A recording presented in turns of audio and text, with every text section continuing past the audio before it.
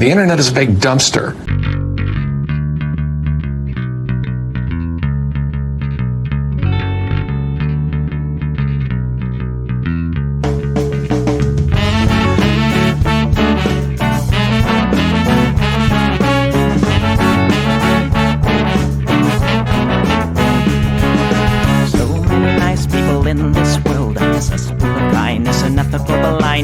So please excuse my sarcastic tone. I'm a bit underwhelmed by the sample shown.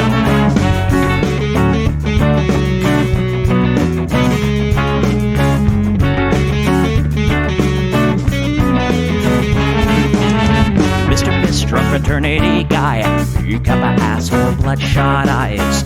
Get drunk and fight every night. Idolize Bradley, belittle women's rights. Homophobic, racist, and don't give a fucking hey. Do you think you can drive a bigger truck? So wear your baseball cap to the side to let everyone know that you're a nice guy. So cool, was so impressed. Lots of chicks and a barrel chest. Cause you're a real man. Punch for punch, gonna piss in your face while you're passed out drunk. I'm a nice guy, you're a nice guy. He's a nice guy, but all of you are assholes. I'm a nice guy, you're a nice guy. She's a nice guy, but all of you are assholes. Nice guys rule the planets.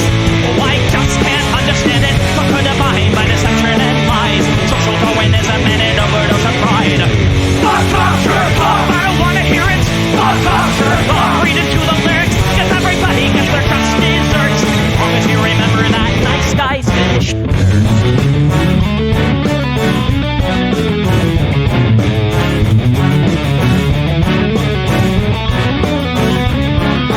Mr. Whitebeard, you're next on the list. Such a nice guy who speaks through his fists. Prick with the pension for messing with heads. A broken nose for dinner and breakfast in bed. Alcoholic, paranoid, and suicidal too. But you'll probably kill her before she gets away from you. She's losing a blue blood and crying. All your friends say that you're a nice guy. Have a drink, this one's on me. Look, you're doing fine, losing to your disease. Comatose, I'll pack your bags. Bury you like a tree that guy. Oh, I'm a nice guy, you're a nice guy. We're all nice guys, but all of you are assholes. He's a nice guy, she's a nice guy. Hey, Tom Bo's a nice guy. All of you are assholes. Nice guys rule the planet. The fundamental could abide by deception and lies. Social Darwinism and an overdose of pride. Fuck off, jerk off, I don't wanna hear it. Fuck off, jerk off, read into the lyrics. Don't let the bloody spill quench your thirst. As long as you remember that nice guys finish first.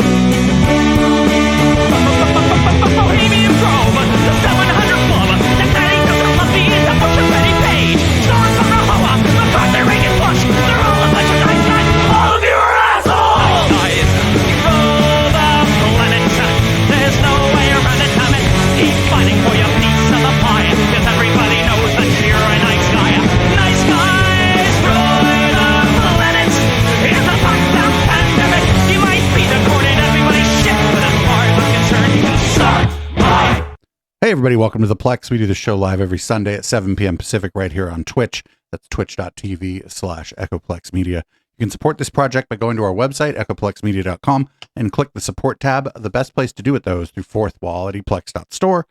Go ahead and get a membership there, buy some merch. I gift out some merch during the show, whatever. I'm producer Dave. You can find me on Grindr, and this, as always, is what the people want. I don't hate the cops. There's a person inside when the truncheon stops. Oh, don't hate the cops. Oh, when the raiders come, who will protect the shops? Don't hate the cops.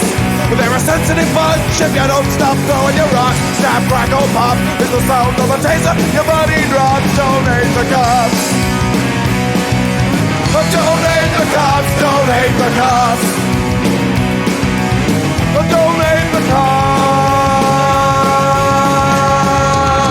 Like your local police. Cause they don't do nothing wrong like your local police.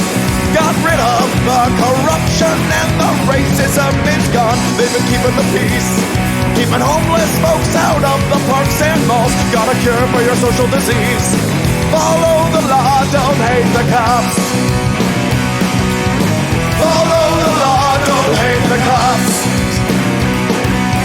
Follow the law, don't hate the cops. Follow the law, don't hate the cops. Follow the law, don't hate the cops. Put your hands above your head and show you're not afraid. I'm the village judge that your skin color's gonna get. And if you die before the sun comes up, the paperwork will take forever. Well, it might have worked out a little bit better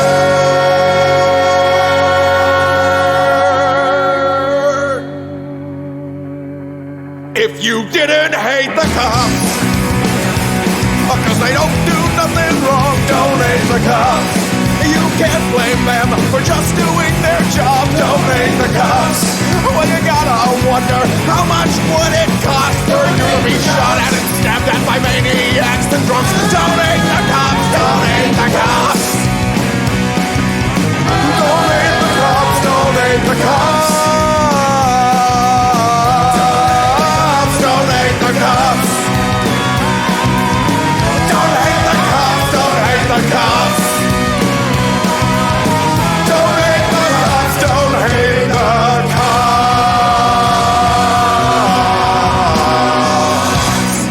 All right. First thing we got to show you, and it's not great, is there's a movie called Trump 2024, The World After Trump. I have no idea what this is, but I saw it and thought I'd put it on the docket because Professor Q sent it to me. The New World Order is the dream of globalists. A globalist government is not a good thing. It's a setup in many ways for the final hours of human history. The end-time world government will be socialistic. What you have in socialism is the government in control. This is not freedom at all. The U.S. should never cede its sovereignty. The Paris Climate Agreement was all about world control. So he simply pulled us out of that. He is hated for it. I have never seen anything to compare. Raw hatred The fierce opposition to President Trump Is coming from those who are opposed to his values. He's hated because he is a disruptive force politically. He's trying to bring America back to its roots.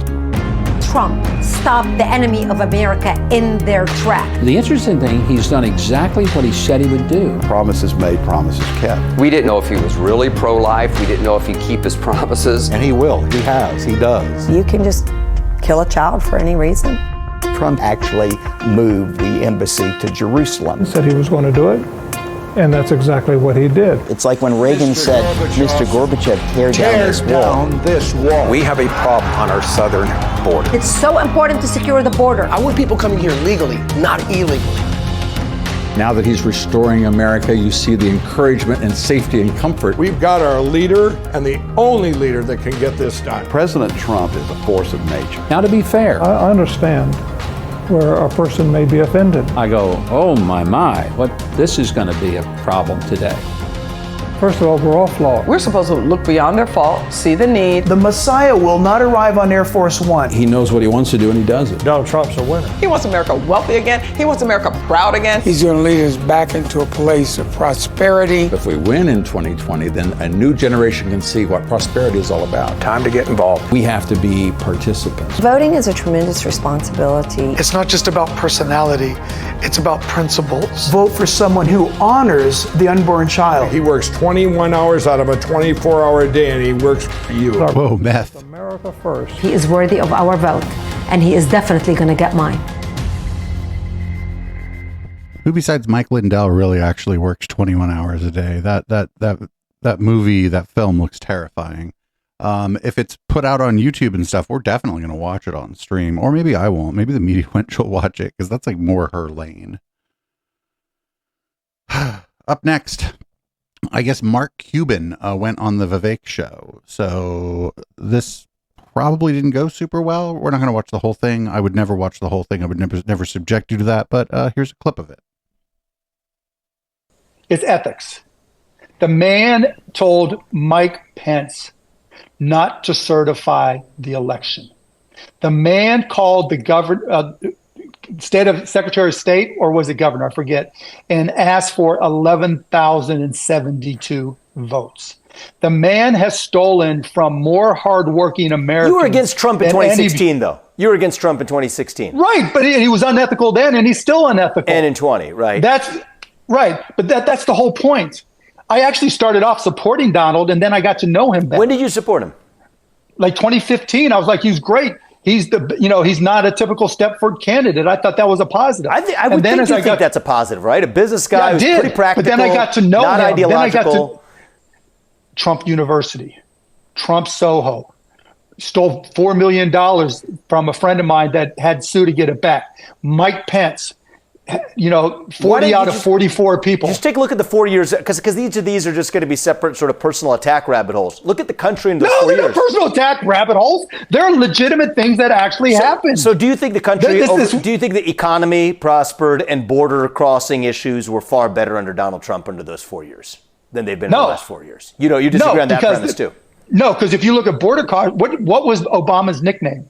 The deporter in chief. Mm-hmm. If you look at actual crossings, they were lower under Obama. And when Obama came in, they were higher, and he continued to lower them until the last couple months. On the economy, Obama took a fucked up economy and improved it, and Trump inherited that, right? And actually, inflation grew by 25% under Trump over Obama. The one certainty about the office of the President of the United States is the complete uncertainty, that you have no idea what comes next. Would you agree with that? Yes.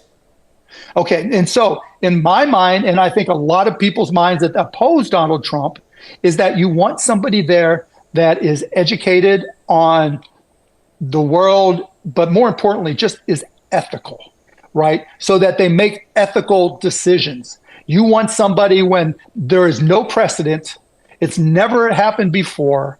You want somebody that has hired not people who are most loyal, like Tony Soprano might have done, but hired the very best people. And those people want to stay and work for them, not that they're loyal. You want somebody whose first inclination is not to do what's in their own best personal interest. So right? Can I just you can't deny that's Donald Trump. I'm. It's just like a CEO of a company. Would you hire somebody that has a long history of stealing from people, of being unethical? I'll tell you, would not, and you know it. Is Donald Trump a perfect person? No, he is not. Am I a perfect person? No, we're not person? talking about minimal imperfection. Are you a perfect person? No, You're not. No. But we have to ask ourselves, who's the actual best have president you ever stolen money? We have right now? I've never stolen money from anybody, no. Either have I. Right? Have you ever had a company? I have no evidence to say that Donald Trump has either. Oh, I do for sure. Ask Barbara Corcoran, right? She had to sue to get her money back. Ask anybody from Trump University. Ask people who bought condos in Trump Soho. Ask people from, Trump Foundation that gave money there. Ask people who are giving money today, and he's using that money for his legal fees. So, this isn't like a little discretion. This is a habit. Mark, That's why I can't support him. Look, you were talking about ethics. You would not. Have you ever told any of your employees to short pay a vendor just to try to save some money? No. Either have I. Yeah. Like Chad is saying, Mark Cuban, not exactly the world's greatest guy, but I mean, he's totally right here. And yeah, like Mark Cuban is like legitimately rich and has fucked people over to get rich, but just outright theft. I don't think that's been in his wheelhouse. Now, obviously, every capitalist engages in wage theft. We understand that every capitalist has made their money on the back of hardworking people. But there's a difference. Right? There's a difference, and some of those differences were outlined there. Imagine someone like stiffing you for $4 million. I mean, first of all, whoever he stiffed for $4 million is probably rich in the first place, and wasn't all alms for the poor until they got their $4 million back. But stiffing people for millions of dollars, or like when he has in the past, this is like recorded that he told his employees to like pay less than contracts had outlined for work that was done, not because the work was shoddy or whatever, because there are remedies for that, just because he didn't want to pay what he had agreed to pay and stuff. He's like the most unethical capitalist. So we're going to move on. Did you know there was a debate this week? Well, first off, we got some people that made some predictions about the debate. The first person who made predictions that we're going to look at here is Laura Ingraham. Because Kamala cannot showcase her abysmal record, tomorrow night she will resort to trafficking in the usual smears that didn't work for Biden. Now, she's going to lie that Trump encouraged violence on January 6th when he said, in fact, go in peace. She's going to lie about Charlottesville and what he said about veterans despite repeated fact checks. She's going to lie about how the illegal cases against Donald Trump are fair and they show that he's untrustworthy, when we know that they never would have gone after him if he had retired from politics. She's going to lie, of course, about her record on the economy and claim that she's created all these jobs when most, of course, have bounced back jobs from COVID or, of course, they went to foreign workers. And she's going to lie foreign that workers. Trump's policies will cause more inflation when we know that he's going to bring down the cost of energy, which will bring down inflation. She's going to lie that she's tough on crime when we know that the migrant crime explosion is destroying our neighborhoods. No, She'll lie that the immigration bill that was engineered by Schumer and Jim Langford would have fixed the border crisis and that Trump killed it for political reasons. And she's going to lie that she's the candidate for change when she's just another puppet of the failed establishment. So that weird shit about her being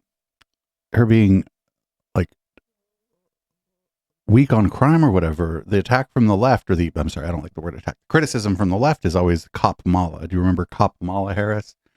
And she did lock a lot of people up for fucking weed when she was the district attorney in San Francisco. And I believe was she AG California? I forget.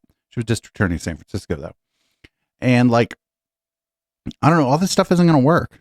All this stuff isn't going to work. This stuff hasn't been working. It just doesn't work. Don't worry, we're going to ramp up the crazy here. Here is some predictions about Kamala from one Mr. Alex Emmerich Jones. This is again before the debate.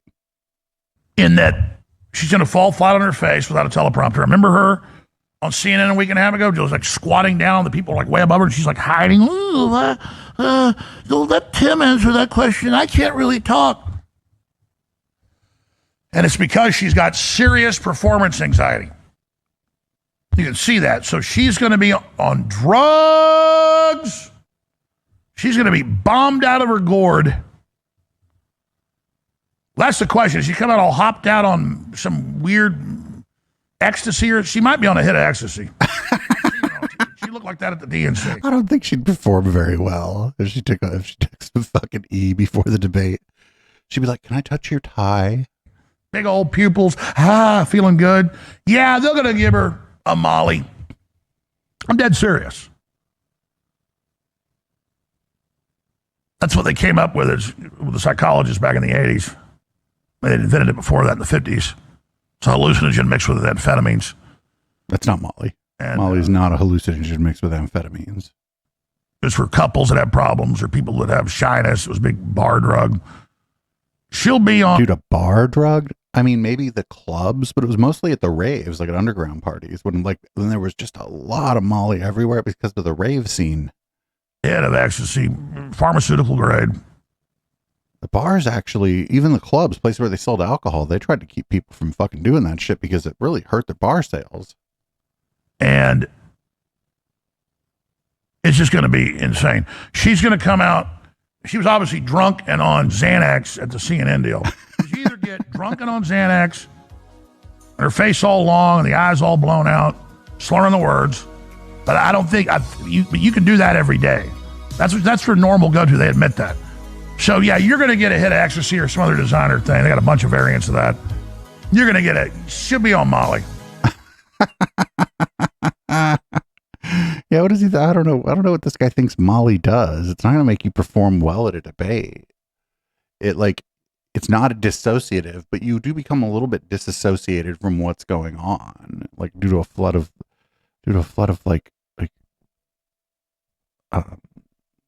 serotonin.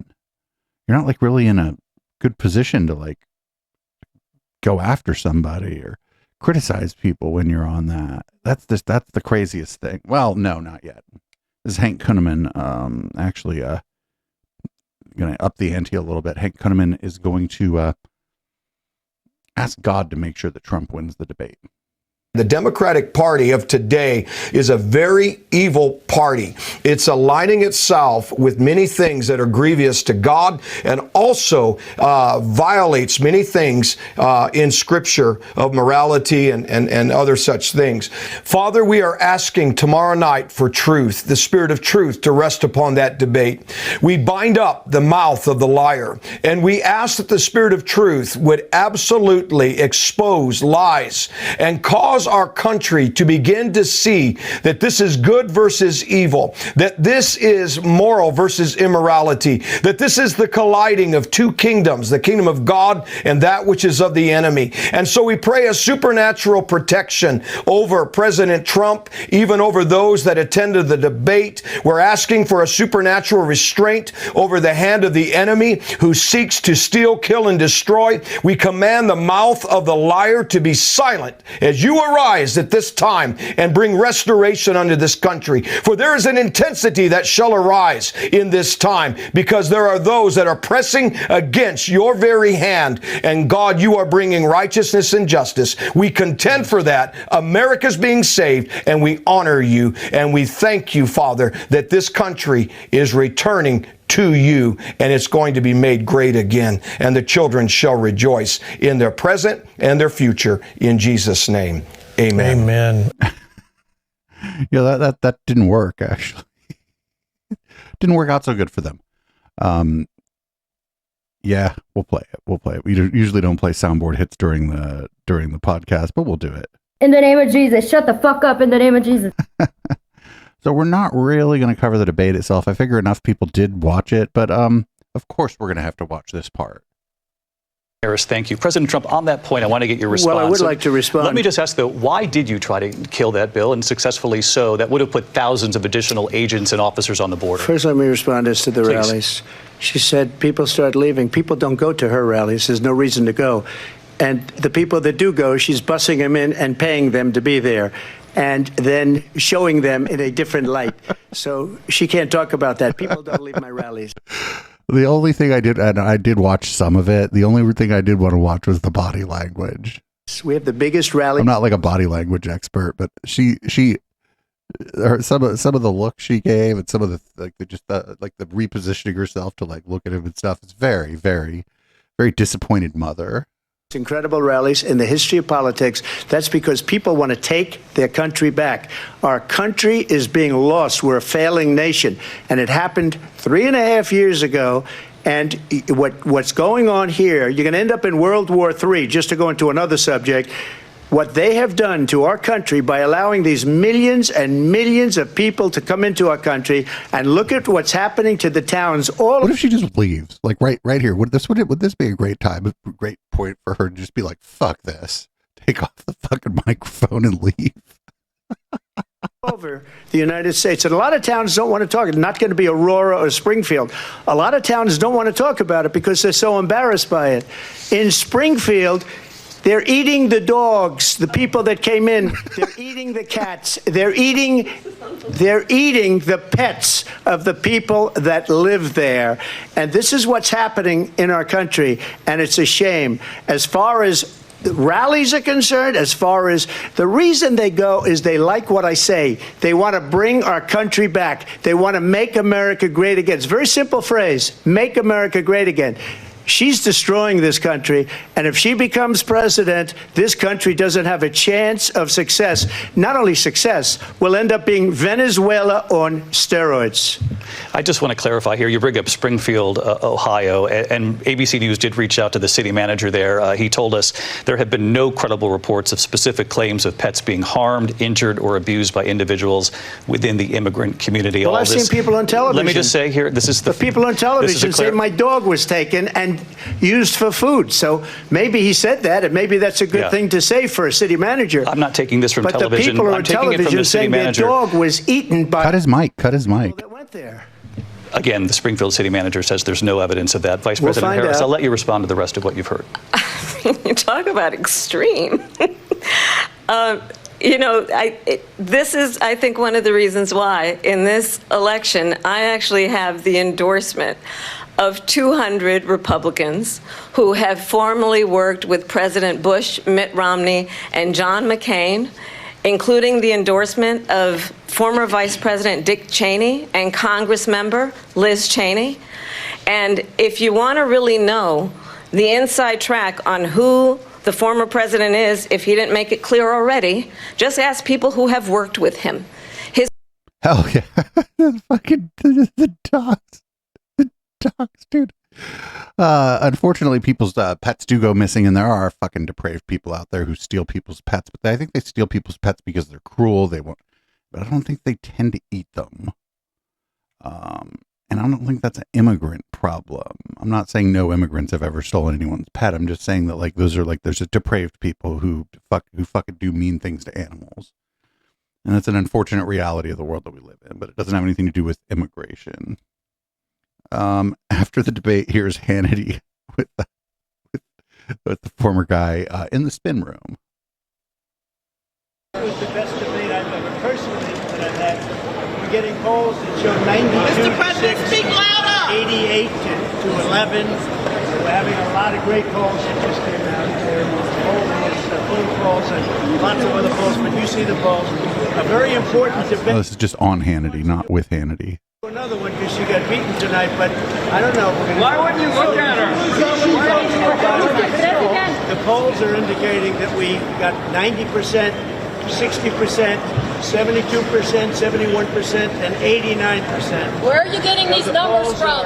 Very good. But beyond. Where are you getting these numbers from? What polls? 82% of what? Good time doing it. I hate to speak about our country so negatively, but that's what happened. They've ruined our country. They've destroyed our country. So I hope you're all having a good time. It was a very interesting. Did she get on the? I hope you're having a good time. It's very interesting. God damn, what the fuck? I guess you know what? Whatever. If you're gonna lose and flail that badly, fucking. Please, by all means, declare victory afterward. Up next, this is former Fox News Sunday host Chris Wallace. It seems a little bit befuddled by what he just saw. And, I mean, it was a little bit befuddling, but this is usually Chris Wallace. Doesn't really have a hard time finding words for things. I didn't think I was ever going to witness a debate as devastating as the one that you and Dana moderated back in June, where Joe Biden basically tanked his reelection campaign. I think tonight was just as devastating. I think that Kamala Harris pitched a shutout on almost every subject I can think of. She shut Trump down on abortion. She shut Trump down on January 6th and democracy. She shut him down on national security and turned to the former president and said, the military leaders who served with you think that you're a disgrace. And then, as Dana mentioned, very powerfully at the end, made the point that she is the candidate of change. We need to turn the page from a decade of division and polarization. On substance, I think she pitched a shutout, and I think she did on style as well. Yeah, she did. She was side-eyeing him and giving that mom's disappointed look and shit. That's pretty good. She's kind of good at that. And she seems sober to me. Up next, we haven't seen this guy in a while. We got Brendan Dilley. Brendan Dilley is going to respond to this. I didn't watch this beforehand, so we're hoping for no slurs. Hoping for no slurs from Brendan Dilley here, but we'll see. If for any reason it becomes apparent that they're going to railroad Trump, we must go on full fucking offense against Kamala no matter what. It means we don't amplify or try to spin anything Trump's saying. We focus entirely on the goddamn lies that are coming out of her mouth. Do you understand? This is how you actually have to fight back against it. You pretend he's not on the debate stage and you go completely full fucking tilt against her. You highlight how stupid she is, how much she's lying, and we got to be able to fact check in real time All of it. This is sort of, because you can't make his debate performance look good if they have chosen to make him look bad. It will be almost impossible. But if you stay on top of Kamala and you bury her, and at best, what I'm saying is if they go to try to railroad Trump, then our objective is to even that playing field to where it's at minimum a wash. That's what we're looking for. It's either we win or it's a tie, but what we will not give is a loss. We will not lose. Oopsie. Well, don't worry. We got more. We got Roger Stone now. Roger Stone has some thoughts on it too. I don't know why this guy's not in prison, but whatever. He's at least entertaining, so, and has no real power anymore. So here's what Roger Stone has to say. This was just too smooth. It was entirely rehearsed. Yep. But you can't rehearse unless you have a script. There's no question whatsoever that she had the questions because she had all the canned answers, regardless of the order that they came out. And that's precisely what happened. I could have told you generally what the questions were going to be before the debate, and I don't really follow this kind of politics that much. We mostly talk about people who drink their own pee and like people who worship a space alien and shit around here, right? But I could have told you what the questions were going to be more or less. They were very obvious. They're very, very obvious. I don't think there were any surprises in there. Nobody out there said that they were surprised by any of the questions. Yeah, pretty normal kind of run-of-the-mill stuff. We're talking about ABC hosted the debate. Like, you're going to get the most normal questions in the world from ABC. Here we go. We got Lance Wallna. Did you know that the reason that she's able to do this, actually, that she's a cult spirit and Jezebel. And what you're seeing now is a real Jezebel. You're going to see a lot of people saying that. It doesn't, it's like Pentecostal 101 when you've got somebody operating in manipulation, intimidation, and domination, especially when it's in a female role, trying to emasculate a man who is standing up for truth. You're dealing with the Jezebel spirit. What was accomplished was she can look presidential, and we'll go to this later. That's the seduction of what I would say is witchcraft. That's the manipulation of imagery that creates an impression contrary to the truth, but it seduces you into seeing it. So that spirit, that occult spirit, I believe is operating on her and through her, similar to with Obama, that there's a kind of an angel of light charisma. You can see it at the DNC. And so when you're up against that, Obama's a Jezebel too. The good news is if we're going to go full tilt Pentecostal, Jezebel may be the spirit you're up against, but then Trump has like an Elijah mantle on him, probably from the intercession of a million Christians. We've got to lean into this thing because the Elijah mantle can break the spell of witchcraft off America. God can tear the veil, and unless that veil is torn, we have a lot working against us.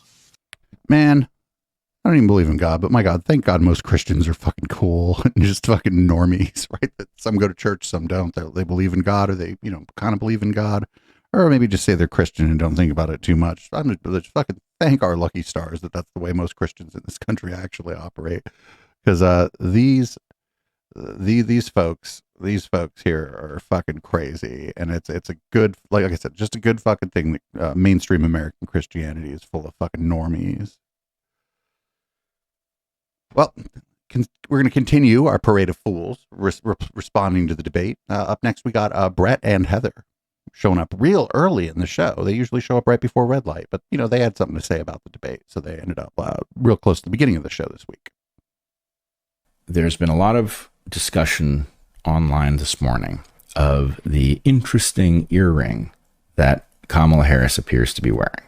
And there appears to be a subtle replacement for earbuds in earring form. You can imagine if you didn't have earbuds in your ears, but you wanted to listen to. No, this got debunked. This was on Twitter, and this got debunked by like some lady who you would have thought like the lady who got like the most traction debunking it was like really into jewelry, and you would have thought she would have been like, don't forget to follow us on social media for beautiful food and inspiration.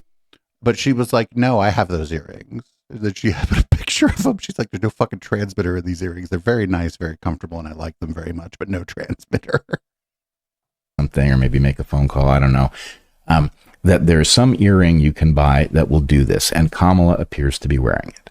Now, I think this is another trap. I do not believe that this was done with something like an earbud, nor do I think it could have been done. And so, my guess for that was it was the earring or a facsimile of it used to cause everybody to go, I know how they did it. She had somebody talking in her ear. Wait a minute. Whoa. So he's saying that they used an earring that he thought looked like there was an earring with a transmitter in it, so that people would say there's a transmitter in the earring, but there was no transmitter in the earring. They were just doing it to make you seem crazy. Well, friend, that's not the fucking own or the dunk that you think it is. That is not the what you think it is. What you're saying is y'all are fucking gullible. Right? And I won't be surprised if there's some reveal that there's some other earring that this actually was that doesn't do that, or I don't know what it's going to be. But anyway, again, traps abound. That's the thing that I think people need to understand, is that we are now being targeted in order to make us jump at things that aren't real, and that it is important to resist that. It's important to think carefully. So we're being, well, they're trying to hoodwink us by her wearing like an earring that we think is going to have a transmitter in it, but it's not going to have a transmitter in it. But now I'm smart because I think that they tried to hoodwink us. How do you think he thought that there was a transmitter in it at first? I bet I don't know. I just know that he's calling his audience gullible right there. That's what I think. I think he's just telling his audience that they're all really gullible and it's like really easy to play them. That's not I don't know. Maybe he's right. Here's more. The question of the pets being eaten in Ohio, very believable. I saw some body cam footage from an officer that certainly seemed to suggest it, but there's now doubt that that's a real story. I don't know how much truth there is in any of this, but it was an interesting story. If it turns out that there's no merit to the story, then it clearly reads as a trap. They're trapped. All this dumb shit that you believe, you were trapped. You're an idiot. An irresistible internet lure. But anyway, traps abound. I don't think we necessarily spot all of them, but if you were going to disrupt an enemy that was learning to think about your behind the scenes regime maintenance or regime disruption, you would figure out how to get them to trip over things like this. So for a long time, the Bus-to-Troll army, the goat people, why there's all the goats in all of our stuff. It's because of the Bus-to-Troll army. We were hoaxing these people for like fucking 10 years ago, like really powerfully funny hoaxes, just incredibly funny hoaxes where like we would Photoshop things and like I Photoshopped something and they're like, you did too good a job on that. Could you do a less good job on the Photoshop of this? And so then I did a slightly less good job and they're like, there you go. That's obviously Photoshop. Let's see if this dog hunts. And about, maybe a third of the time it would, whatever it was, would maybe not go viral, but people would believe it and like repost it and shit. We've famously, we Photoshopped UN weapons enforcement on just some random white truck and it just went crazy. Fucking InfoWars posted it and shit. And it was very poorly Photoshopped. Like the letters were over like a bend in the metal, or like a place where the metal had like an angle, but the letters didn't like follow the angle for the metal bent. It just fucking, the letters were just flat. Nobody cared. Everybody was like, oh shit, fucking UN's coming to take your guns. It was amazing. It's not that, but I don't think that most people are doing that. But Brett is right that kind of easy. It's kind of easy to hoax conspiracy theorists because the easiest person to hoax is the person who thinks they've already cracked the code. Up next, you got Dum Dum Dave Rubin responding sort of to the debate, but also talking about the issue with the pets in Springfield. As it pertains to the veracity of the claims about the eating of the cats and dogs, I suspect we're going to find out a little bit more about this because you know how the media works. First, they tell you something's not happening. Then they tell you it's only far-right people pushing it. Then they're like, oh, it's happening, but it's not a big deal. And eventually they're like, oh, it is happening, but, okay, everything's equal. Everything's equal. Who are we to judge? There is something going on in Springfield. We played the audio call to 911. We've shown you pictures of people holding geese. There's something weird going on. So the one with the picture of holding geese wasn't in Springfield, and it, so far as I could tell, because I looked into this one, the geese got like fucking hit by a car, and the dude was just taking them off the road. The fact that the media is telling you that there's absolutely nothing to see there, that in and of itself implies there's something to see. I don't know the exact specifics of what's going on there. Or anything, actually. Dumbass. There's a lot of videos like this because now there's citizen journalists going there and trying to talk to people about what they're seeing. But there's a lot of those videos. And again, there's a video going around viral right now of a young Haitian girl, an American Haitian girl, talking about her father who came from Haiti. And because it was so poor, they did eat cats and dogs. And because it's part of the... But she was talking about that happening in Haiti. Do rituals and all those things. But anyway, all this goes to is that... I bet they weren't stealing their neighbor's cat either. Suddenly, Donald Trump is racist again. And it's just the same script over and over and a remarkable amount of people who will constantly fall for it. So, like, somebody in chat was like, the cops released a statement about it. Imagine this American cops debunking, like, just any kind of racist trope at all. Just American cops being like, no, actually, the fucking weird people that you don't like aren't doing that. So, that's weird. That's like in the fucking 1980s when the FBI was running around telling all the local police departments not to persecute the weird goths. The FBI had a long history of persecuting weirdos, right? And so that was something. That was certainly something. Ooh, speaking of something, here is, I believe there's a crowd of people in a community center watching the debate, responding to the thing about the fucking dogs. This was fucking fantastic. Like, what? Check this out. I don't know if you've seen this. Talk about it because they're so embarrassed by it. In Springfield, they're eating the dogs.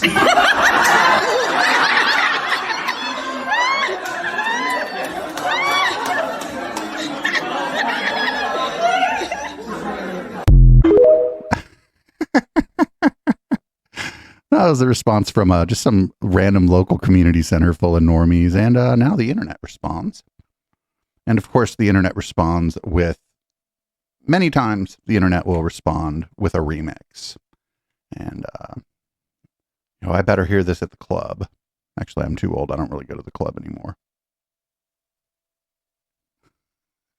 They're eating the dogs. They're eating the cats. Eat the cat. Eat the cat. They're eating the dogs. They're eating the cats. Eat the cat. Eat the cat. They're eating the cats. They're eating the dogs. Eat the cat. Eat the cat. Eat the cat. Eat the cat. Eat the cat. Eat the cat. Eat the cat. Eat the cat. They're eating the dogs. They're eating the cats. Eat the cat.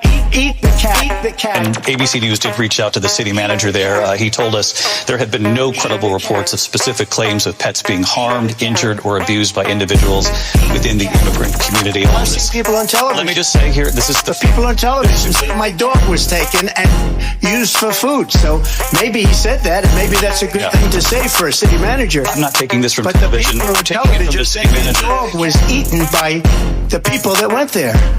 Again, the Springfield city manager says there's no evidence of that. Vice President Harris, I'll let you respond to the rest of what you've heard. You talk about extreme. Eat the cat. Eat the cat.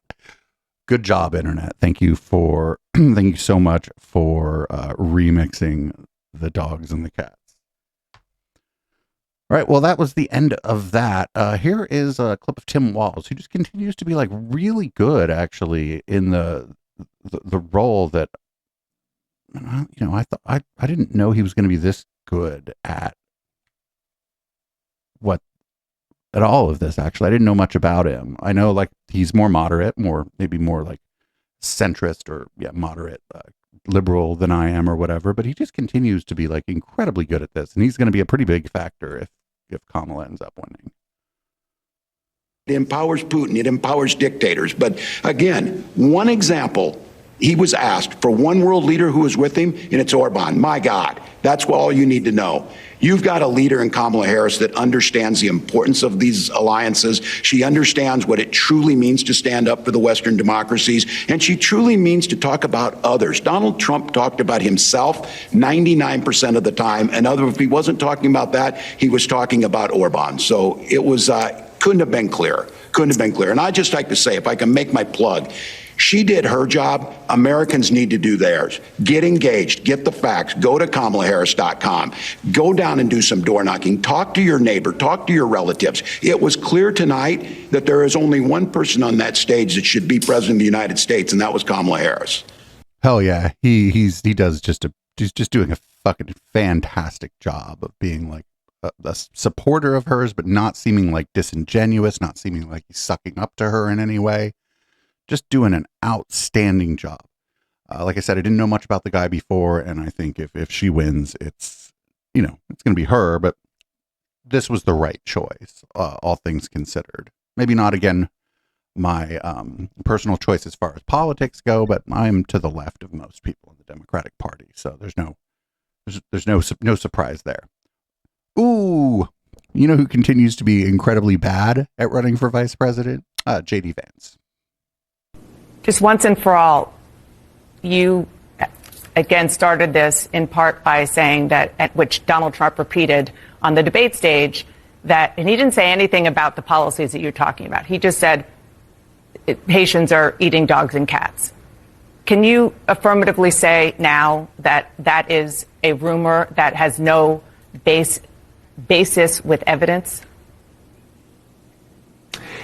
Dana, the evidence is the first-hand account of my constituents who are telling me that this happened. And by the way, I've been trying to talk about the problems in Springfield for months, and the American media ignored it. There was a congressional hearing just last week of angel moms who lost children because Kamala Harris let criminal migrants into this country who then murdered their children. The American media totally ignored this stuff until Donald Trump and I started talking about cat memes. If I have to, but it wasn't just a meme, create stories so that the American media actually pays attention to the suffering of the American people, then that's what I'm going to do, Dana, because you guys are... What, if I have to create stories?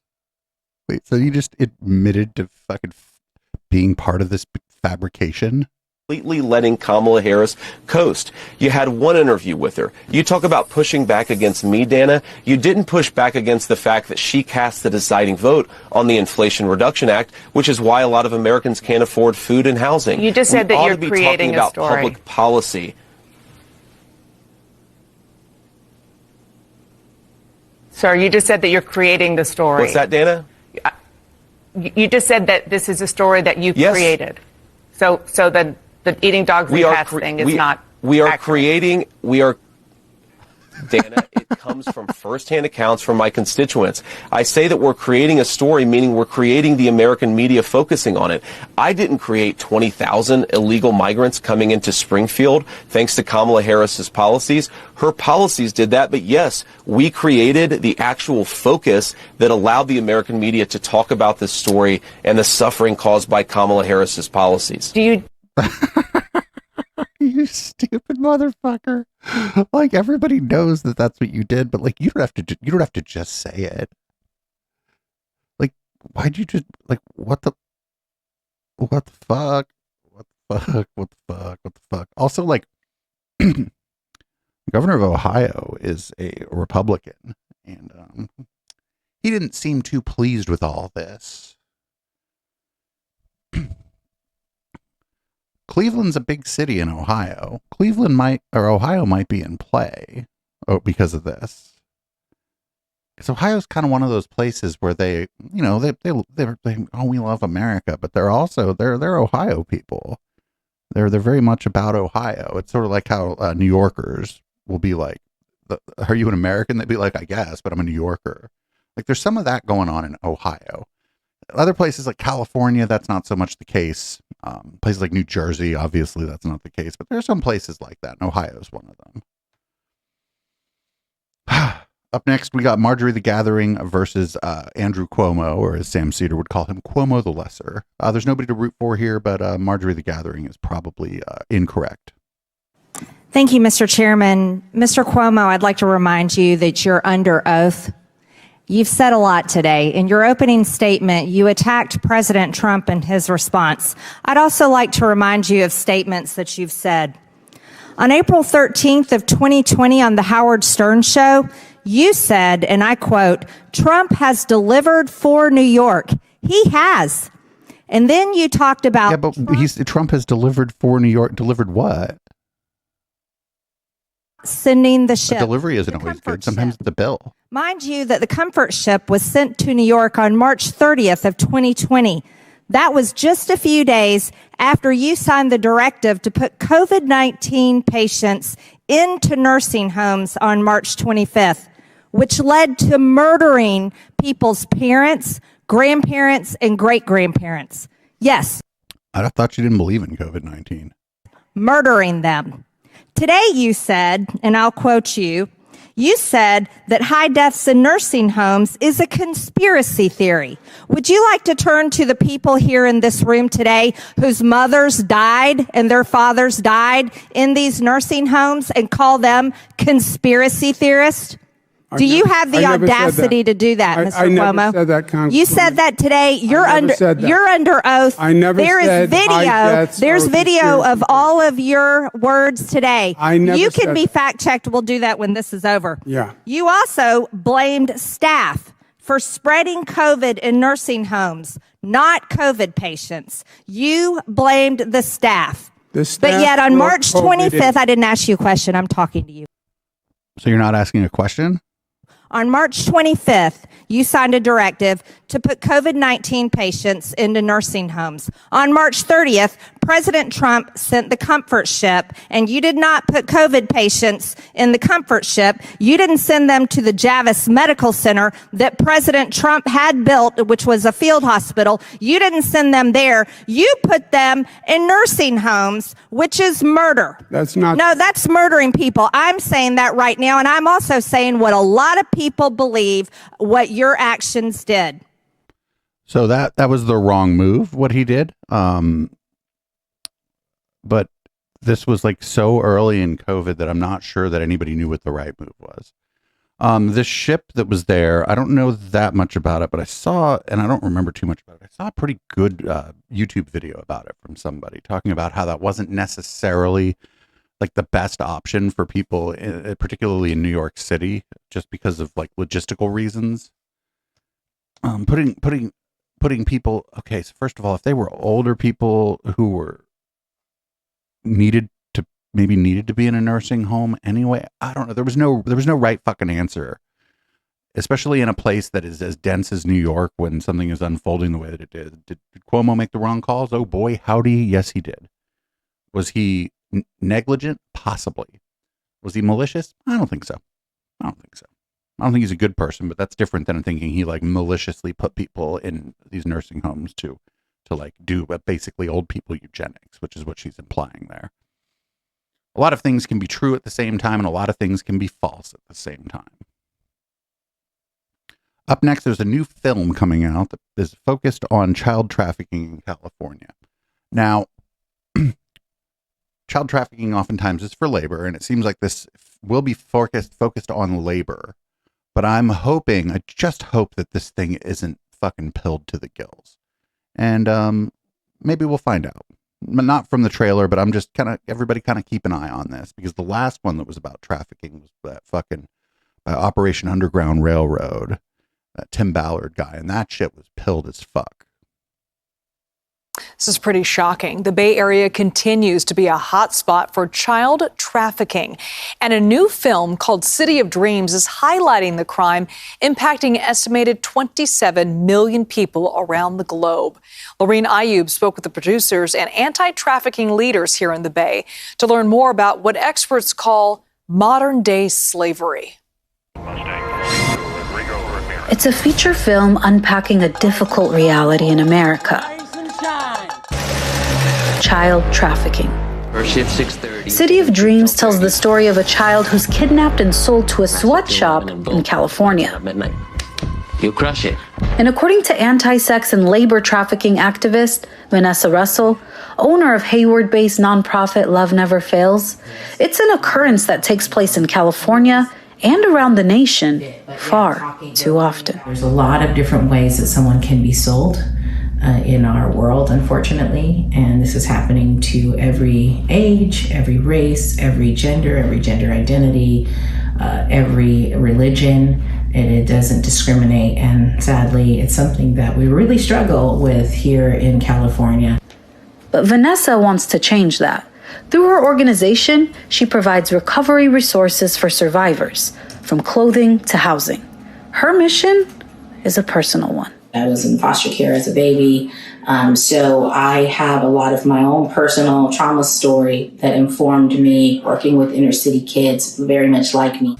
Vanessa says one of the biggest challenges in her fight against trafficking today is awareness. I would say the hardest part is that this is a topic that is taboo, and it's easier to raise money for cute little puppies. That's why she was thrilled when she heard about the film City of Dreams. I'd quit poking around. Catch my drift? She says more education is key. I celebrate now this new story that is being told to shed light on, this issue. We've got evidence that they're harboring illegal. Written and directed by Mohit Ramchandani and executive produced by Tony Robbins, the two hope the film will expose just how... Executive produced by Tony Robbins. I think Tony Robbins was involved in that that one with Jim Caviezel and Operation Underground Railroad too. real the crisis is in the United States. It's a $150 billion a year industry. It's the fastest growing industry in the criminal world because you sell a drug and you got to sell it again. You sell a child, they use them over and over again. It's totally insane. And for Mohit, whose own father faced child abuse in a sweatshop in Pakistan, he says writing this film was his own way of pursuing generational healing. I was like, I have to come to peace with him. And the only way that's going to happen is if I really understand who he is and what he went through. And today, as activists like Vanessa continue to fight for trafficking victims, she empowers each survivor with a key message. They have a future, that they have things to look forward to, and that they don't have to be anybody but who they are, just who they are. And just as Vanessa's fight and the film reflects, they believe every child is priceless. Well, City of Dreams is out in theaters now. If you or someone you know is a victim of human trafficking, contact the National Human Trafficking Hotline at 1-888-373-7888. The numbers are there on the bottom of your screen. Help is available. So I hope Vanessa has someone in her office who knows about Q stuff and the the Operation Underground Railroad movie that Tim Ballard produced. Vanessa is pretty local to me. I wonder if maybe I can reach out to Vanessa. Maybe not necessarily for an interview, but just to try to get in her ear a little bit and make sure that she's like aware of all the moral panic around it, and that most people, most disinformation researchers, and most organizations that do help victims of human trafficking, particularly child trafficking, find the QAnon stuff, the moral panic around it, to be extremely counterproductive, very harmful to their cause. Speaking of people who are pilled, it looks like the legacy media is starting to catch on to who and what Laura Loomer is. Trump is actually traveling with some of these folks, conspiracy peddlers. We should note a veritable legion of doom of bigots and liars, perhaps none so depraved as this woman, Laura Loomer. Here she is getting off of Trump's plane before yesterday's debate. Just on Sunday, she posted an insanely racist message that if Harris, whose mom was an Indian immigrant, wins, quote, the White House will smell like curry and White House speeches will be facilitated via a call center. What the fuck? I didn't see that. On this 23rd anniversary of 9/11, we should also note Loomer posted last year that 9/11 was a, quote, inside job, unquote. Trump continues to bring this person along on his travels with him. Why? I don't know. And she doesn't even look like Ivanka. So that's interesting because we've, like, people like me and just other people on the Dystopia beat have been like well aware of Laura Loomer. Famously, we watched that video where she handcuffed herself to the Twitter HQ, and then they kept bringing her coffee. Does anybody remember this? And then she had to ask the cops to like cut the handcuffs because after they brought her coffee, she had to fucking pee. Oh, it was amazing. Oh, it was one of the best fucking things I've ever seen. But as evidenced by this interview here by Walter Masterson, interview is a little strange way to say this, as this interaction with Laura Loomer will show you. The people on the Dystopia beat have been well aware of Laura Loomer for a very long time. What do you think about cancel culture? Well, I am the most banned woman in the world. Just wrote a book about it. What's the name of the book? It's called Loomered, How I Became the Most Banned Woman in the World. Where can they find the book? Well, it's on Barnes & Noble. You can go to Barnes & Noble. That's what Barnes & Noble carries it. Barnes & Noble said that they have a no book burning policy. They may not have a book on the shelves at the time, but they will never not order it. If you go in and you request to order a book, they'll order it. I am the most banned woman in the world. You can go to my website and get copies as well. It's not on Amazon. Well, Amazon, they are carrying it. Just because it's available on Amazon doesn't mean that I want to direct people to Amazon to make Jeff Bezos even richer just so, he can continue funding the Washington Post and all of his little communist pet projects. I am the most banned woman in the world, and so I have a lot to say about cancel culture. If there is cancel culture, you got to keep pushing through regardless. You can't let them stop you. What do you think of pronouns? Listen, I just think it's crazy what's happening in this country right now. How many pronouns are there for the record? It's he or her, right? Don't try to make me miserable. If your transitioning surgery is so awful that I can't tell that you are the gender that you're pretending to be, don't get mad at me. Whoa, that's ma'am, don't talk about other people's plastic surgery or cosmetic surgery or anything like that, ma'am. Your life. Just to be sure, it is 2 O's in Loomer? Yeah. Okay, and what are your pronouns? My pronouns? Yeah. I'm asking everyone. Well, I'm a woman, so my pronouns are what is it? She, her? I mean, this is crazy. She gave them her pronouns too. Listen, I understand there's a difference between elective cosmetic surgery and gender affirming surgery. I do understand the difference, okay? But it's just funny for her to talk about anybody else's work that got done, if I'm going to be honest. I'm kind of mean to her on Twitter, if you could imagine this. She'll complain about something, and I'm like, go get more plastic surgery about it. Oh, God. All right, up next, we got a Trump, a bus full of, I guess, black Republicans for Trump went to Baltimore, and B. Moore wasn't having it. Here's some interviews with some of the people on the street over there in B. Moore. People shopping at the plaza weren't shy about voicing their displeasure with the visit. Why would you send some of your Trump people here in our area of Morgan State? I've been living here since the 1970s. I'm 65 years old. It don't make sense for you to send someone out and thinking somebody's going to follow you that way. I'm extremely shocked and angry and appalled, and it's disrespectful to have this big old Trump, whatever this is, in this parking lot right now. It's a slap in the face after he clearly said that he's not for the black community or anybody else.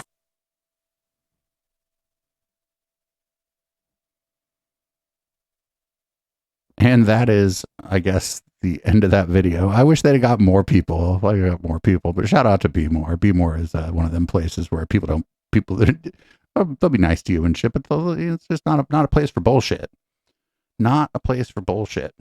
Up next, we got the Good Liars versus Stephen Miller. Stephen Miller is a ghoul, and hopefully after this election, we won't see much of him anymore. I don't know. Maybe he is. Maybe he's mixed up with Russia, and maybe his airplane will fall out of a window. Who knows?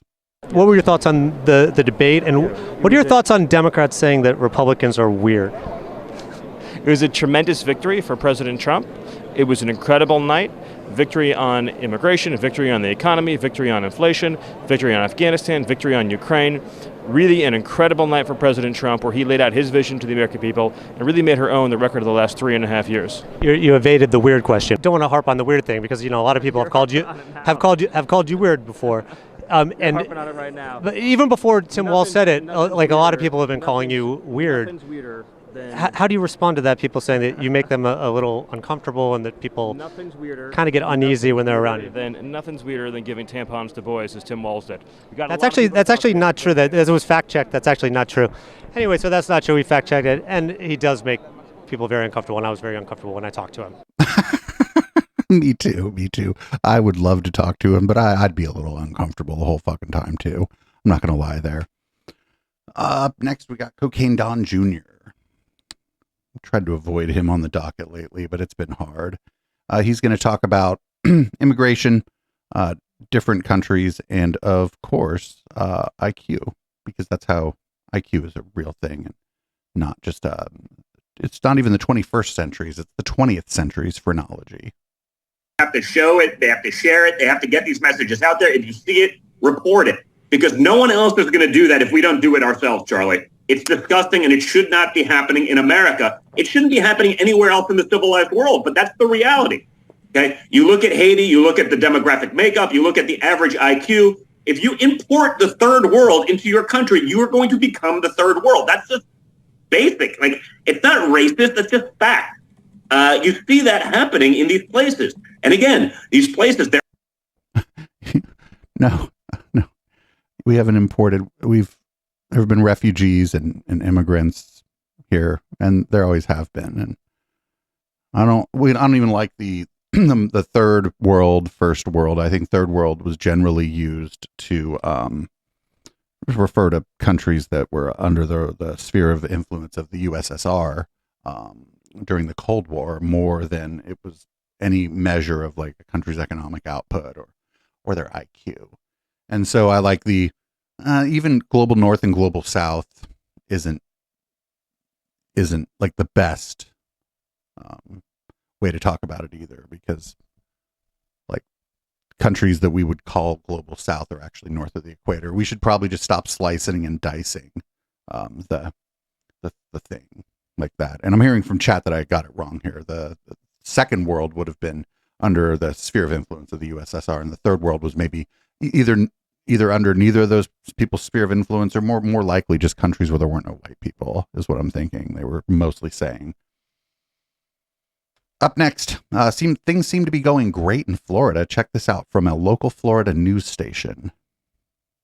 The agencies and departments that run state operations are, by law, not partisan nor political and may not participate in campaign activity. But one appears to be, with a website not only opposing abortion rights amendment on your November ballot, but calling supporters fearmongers. Now legal action and more is underway against the Agency for Healthcare Administration. Like Amendment 4, an abortion amendment. Campaigns against and for may be partisan and political. Official state business may not, which is why better health care for all Floridians. This Florida department head under scrutiny and under fire. The Agency for Healthcare Administration, AHCA, posting what appears to be part of a campaign against the upcoming vote on Amendment 4 that will allow voters to choose whether to take government out of abortion healthcare decisions. Eliminate all pro-life protections. The governor has been working to defeat that amendment, a massive grassroots effort to put the questions to voters in the wake of Florida's tightened timelines for pregnancy terminations, now only legal before 6 weeks. You don't use state resources. You don't use a state agency website that is supposed to be apolitical, completely agnostic as it relates to the politics and the philosophy and policy. While state Democrats crafted legal action against AHCA today, the incoming Senate Minority Leader tried diplomacy first. And said, listen, this is my good faith, honest belief that this is in violation of the law.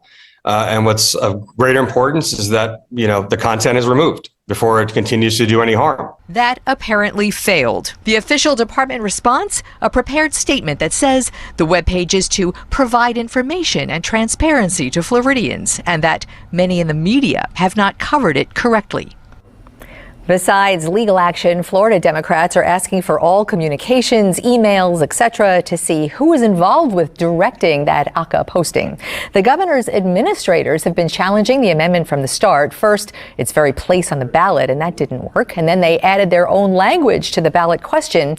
And now, as of today, state election police are looking for evidence of problems with the petition signatures that first got it on the ballot. They have yet to find that. And that is our program for today. Links to all the interviews to see. And that Amendment 4, that abortion rights amendment, that's going to pass. Even in Florida, that's going to pass. People don't like banning abortion. People don't like abortion restrictions.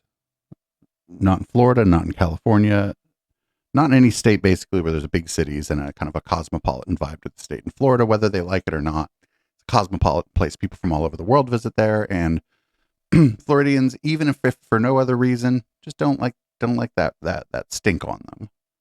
They don't want that stink on them. So, up next, dating can be hard, but you don't need to make it extra hard. And that's what this guy's doing here. Okay, is it on? All right, so the take is this, is that, you know, how everyone like loves Sabrina Carpenter, and, you know, she makes great music and all, but the truth is that like, she's just like mid. Like, she's, you know, if we want to just go off the stats, flat chest, no hips, caked up in makeup, face you can tell is just like not like all that if you took the makeup away, but she's not just a mid, like she's a beautiful mid, you know, like her music, her lyrics are just like so unserious, you know, and it's like something about that so lovable that I just feel like I could be her bestie, and you know, like it just makes her a beautiful mid. Someone that you could see like yourself like growing old with in a way. Call the police. This man is weird. Boy, presidential election boys are coming through.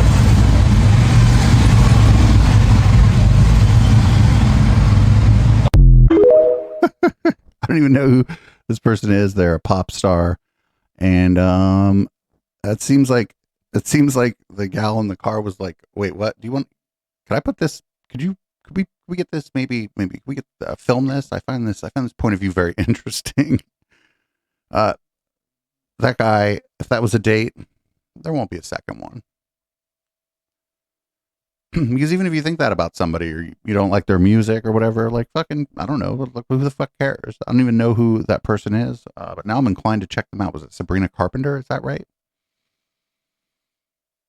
All right, up next, we got some Springfield, Idaho, clapping back. Oh, that's Springfield, Ohio, not Springfield, Idaho. Springfield, Ohio. Some of the residents are clapping back at this claim about the animals. I'm President Williams of the NAACP. And as you can see, I'm surrounded by family of all races, of all walks of Springfield. I'm calling on our white community, our black community, our Haitian community, our Mexican community. We need to come together. We cannot embrace violence. We will not embrace hatred. We are a city of love, a city of compassion. And what is happening in our city right now is absolutely unbelievable. I am calling on Trump. I'm calling on J.D. Vance to retract their messages, to offer an apology to the city of Springfield, Ohio.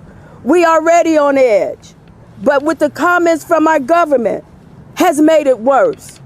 So I'm calling on them as the president of NAACP, as my state president, I'm speaking on his behalf as well, Mr. Tom Roberts. We need peace in our community. It is time to embrace each other. It is time to dispel the rumors. No, they are not stealing from Walmart. No, the reason why the cabinets are locked are not because we have Haitians here. They've been locked for years. No, they are not eating cats. And as our government said, dogs. We haven't seen one account of that. And let me assure you that if that was happening here in our city, I would have received complaints about it. Let me reassure you of that. So to my community, we are here to love each other. We are not going to tear up where we live. So I am calling for all of us in this Springfield, Ohio community. Let's come together in peace. Let's come together in love. Let's come together in harmony. This is our place of living. You have Haitians here who are engineers, business people. They are raising a family just like we are. Just because their skin is dark don't mean that they are here to destroy our city. We have got to get our minds in a whole different mindset. We are getting lots of different people within our community. So I am thankful for this gathering. What we need in this city right now is prayer. What we need in this city right now is more love. So I am calling on the entire community. Please put your arms around each other. And I'm saying there's no room here for the hatred that's coming into our city. We will not stand for it. We are not our ancestors. We are here and we are going to live here. So I'm advising everybody to the government, retract your statement. Send an apology to this city. Look what you have done. We are already on the edge. We did not need that comment. So next time you make a comment, Mr. Government, let's make sure you do your homework. Let's make sure that you look into the allegations. Let's stop this negativity that you are spreading all over the country. Can you believe it? Springfield made CNN. We are up on the debate panel. How ridiculous. And you're going to spread the word that they're eating cats. I can tell you right now, when you go into Walmart, they're spending their money just like us. Folks are complaining about their cart is full of food. Have you seen mine? Have you seen my cart when I go to Walmart? The hatred needs to end, and I am here with the clergy, with the friends of the community, with my pastors. We are here because we don't need negative remarks made about our city. Amen? And it needs to stop right now. So I don't care who don't like me. I don't care what emails I'm going to get. I am standing with our Haitian community, our Mexican community. I'm standing with the white community. We all need to come together as one. Why? Because we are one community of love. Thank you. Hell yeah. I'm telling you, that might cost, this shit right here might cost them Ohio. Because Ohio is generally pretty safe for the GOP, but that shit was fucking weird and like uncalled for. And I think regular, even like moderate Republicans in Ohio are probably going to be like, Up next, we got Ilhan Omar on CNN talking about the opportunity that Kamala Harris has to turn the page and change some of the policy regarding Israel and Gaza. And I'm not super hopeful, but the outlook is better than it was. On a ceasefire hostage deal, she said that she would work around the clock, but she didn't offer any specifics on what that would look like. Was that enough of a plan in your view? Yeah, I mean, I think there is I believe there is a great appreciation in the empathy and compassion that she offers. But I do believe that voters, both in my district and in Minnesota and across the country that care, want to actually see either an implementation of a ceasefire or an actual concrete answer to how we get a ceasefire and why we have not been able to utilize the leverage that we have in order for that ceasefire to be implemented. And of course, I assume by that, in part, you mean sending arms and weapons to Israel, which is something, we keep there hearing. are tangible actions that could be taken, right? We are supplying the weapons that are causing the catastrophe. And so, to say you're working around the clock and not, take any actionable steps that the voters and the American people can see makes that rhetoric really hard to swallow. Very good. Very good. Yeah. And we'll see. I think Kamala is going to be better than Biden would be on this issue. But we'll see. It's one of those where the people who vote for her kind of got to hold their feet to the fire on it. Up next, we got Mayor Pete. I'm not the world's biggest fan of Mayor Pete, but during this election cycle, he's been pretty fucking good as like a spokesperson for the Harris campaign and for the Biden administration. But just to see the impact that something like this could be having on people's lives, what do you make of what's happening? This is a strategy. And there's even more to it than demonizing immigrants, although that's obviously part of what he's doing. This is a strategy to get us talking about the latest crazy thing that he did, whatever urban legend he amplifies. Right now, it's about people eating cats or geese or whatever, because he cannot afford for us to be talking about his record. He doesn't want us talking about the fact that we lost manufacturing jobs on his watch, even before COVID, which is why the United Auto Workers are against him. He doesn't want us talking about the fact that his main economic policy promise he actually kept was to cut taxes for the rich. He doesn't want us talking about how he demolished the right to choose in this country, that he's the reason that even IVF could be banned in many places in this country. The last thing he wants us to do is to talk about his record or his agenda.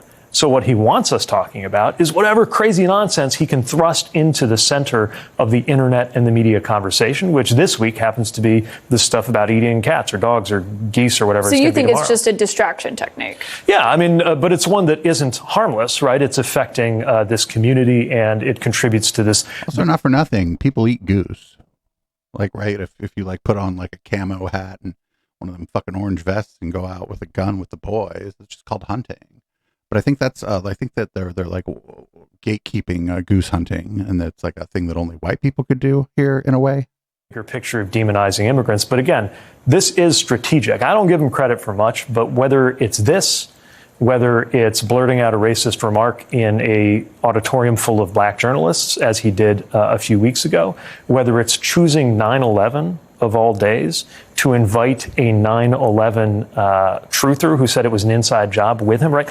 All of these things are to a purpose. And the purpose is to do something so outrageous that we have to talk about it, that journalists have to go in, if for no other reason than to run it down and debunk it when it's false.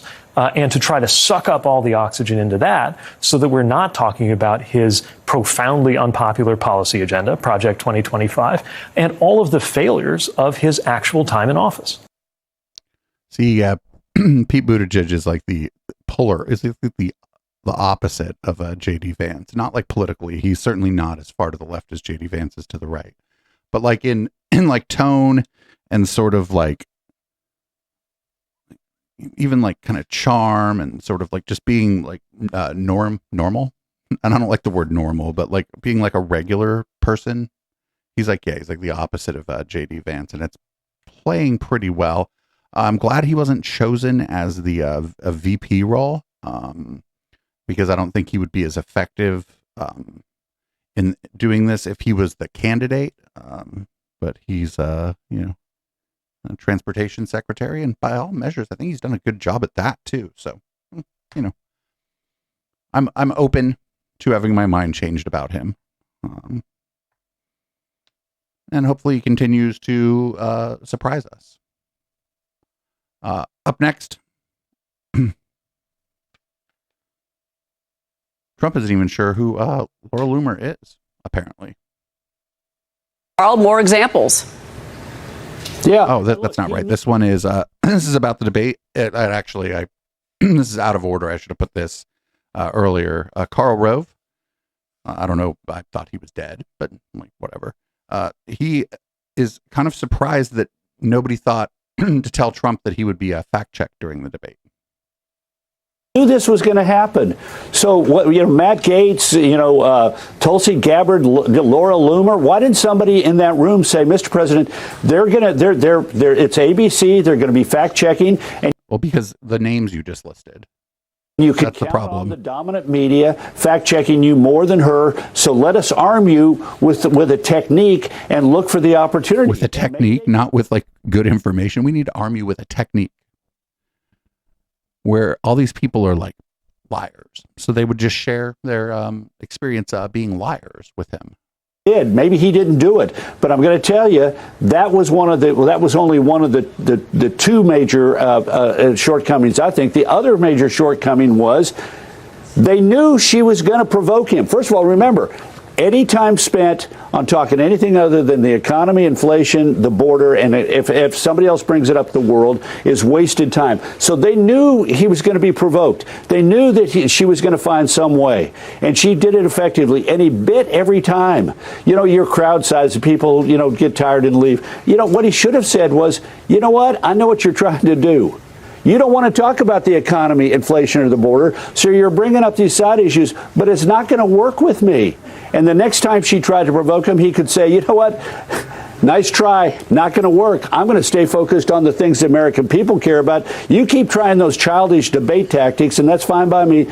You're not going to get to me. And he would have come across as, laughing. He could have been confident. He could have been strong. But instead, he didn't. He took the bait, and he shouldn't have taken the debate, and he should have flipped it back. Shouldn't have taken the debate. It's correct. Back to economy, inflation, border, and if it was in a part of the conversation about the state of America and the world, talk about that. Okay, Carl. He's like, with all these people around him, why didn't any of them give him good advice? And then he listed like the dumbest, most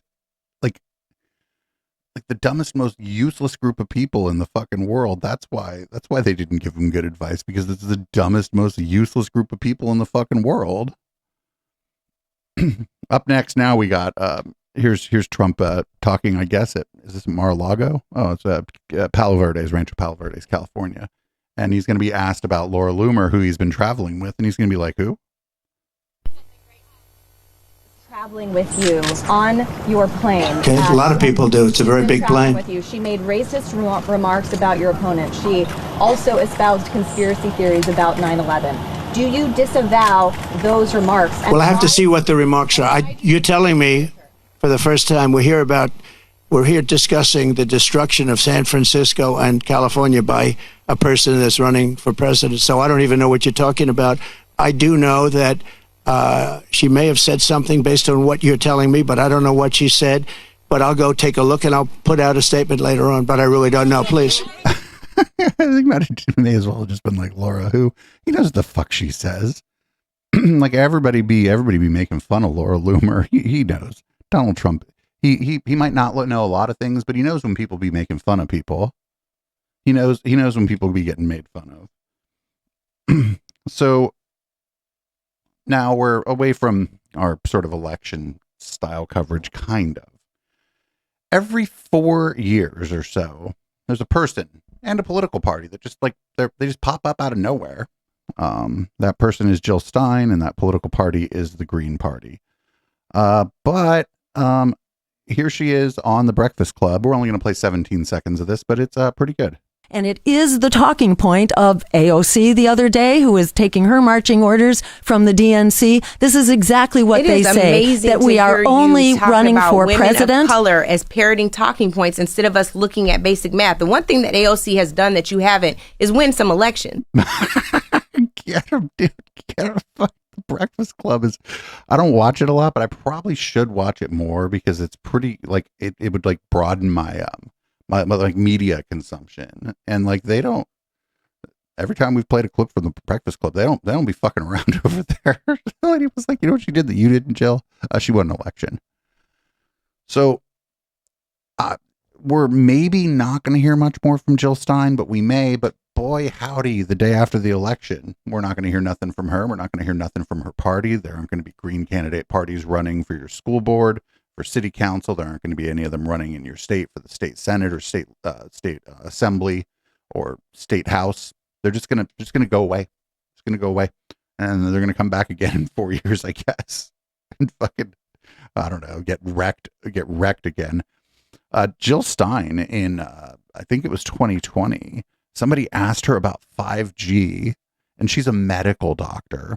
She's an accomplished person who's no dummy. And instead of just telling that person that was cuckoo birds, she tried to act like the question was about like how much time kids are spending on their devices. Ah, man, she could have shown a little something then, but she didn't, because she knows who supports her. It's like the fucking Jimmy Dores of the world and shit. Up next, we got Oklahoma School Superintendent Ryan Walters. Thank you, Kiko, if you're lurking, for putting us onto this guy. We would have eventually got put onto this guy, but you put us onto this guy early. Here he is on Fox News, talking about Trump and I guess history class. Seems interesting. We're going to be keeping an eye on this guy. He's one of the world's largest schools. Here's just 5 seconds of him. President Trump is the one who brought pro-American history back to our classrooms. So a pro-American history class is just propaganda. It's just government propaganda. A history class obviously should be giving you information about historical events, and to the extent that is appropriate, putting those events into context. It shouldn't be about cheerleading your country. We already have the fucking salute, the flag salute that we shouldn't be doing in the first place. That takes care of that. Up next, we got Scaramouche on CNN to talk about Trump and Laura Loomer. This is a longer clip. We may not watch the whole thing. Salter, thanks very much.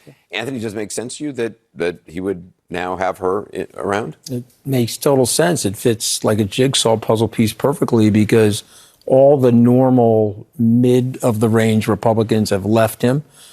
Some of them are tepidly supporting him, like Governor Nikki Haley, but he wants nothing to do with her. And he's gravitating to these alt-right people that help write the Project 2025 and all the different things that are going on. He likes it, and she gets him in trouble all the time. You know, she came up with the turn black. I'm sorry I'm saying that on your air, but that was Donald Trump's words, not mine. Right. And he the thing he said at she said the NABJ thing. That's her stuff. Okay, you follow her on Twitter.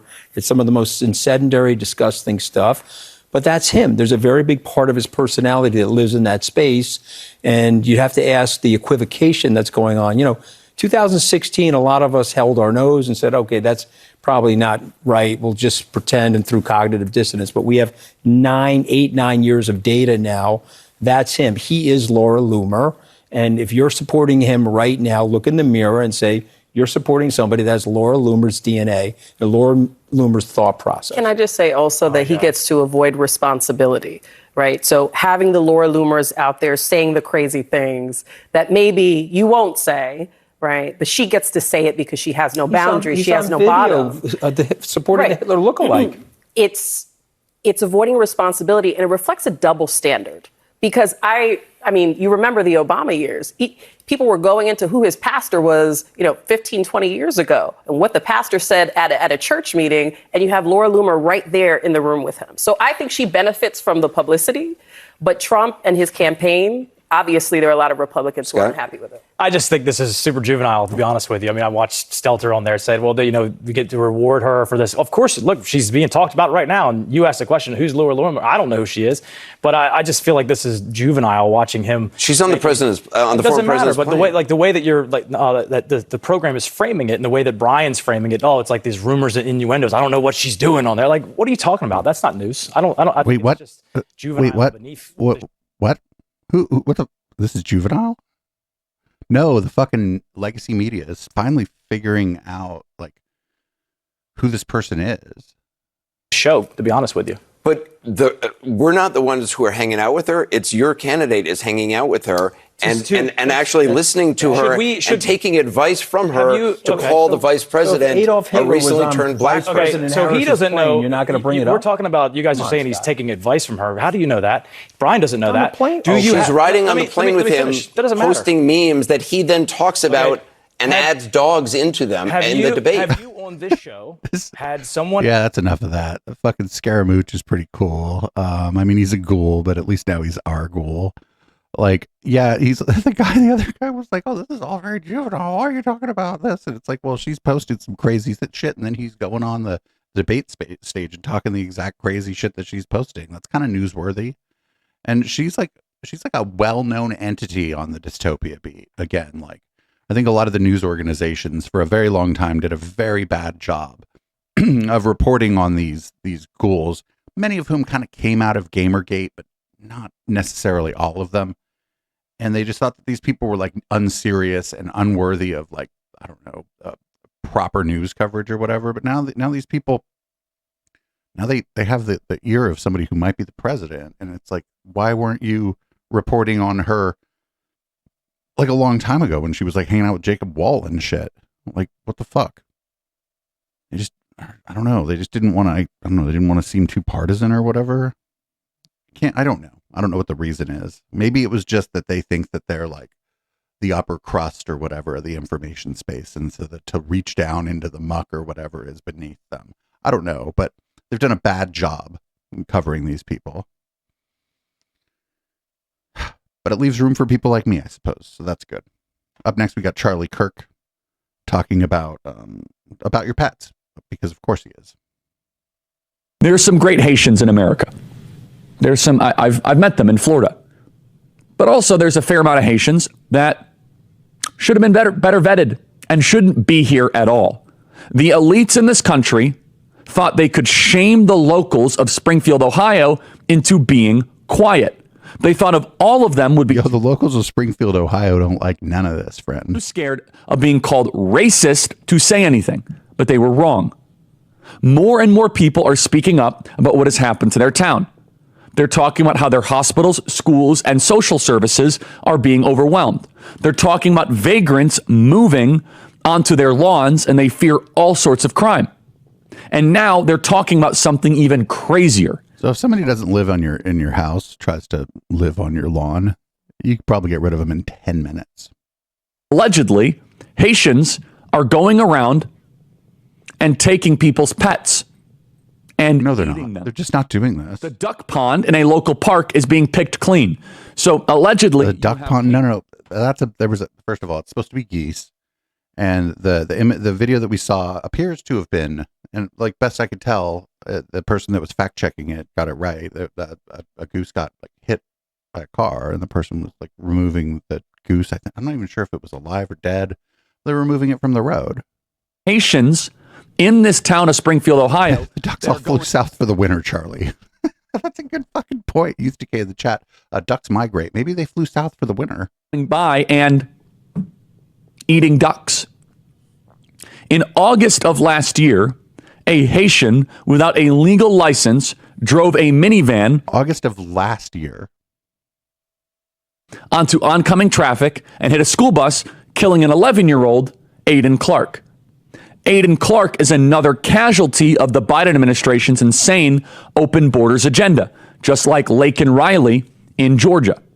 His death is also the goal of that agenda. Wait, what? Every time an American dies at the hands of an illegal immigrant, they're spiking the football in the Oval Office and in the Kamala Harris reelection campaign, one step closer to the great replacement.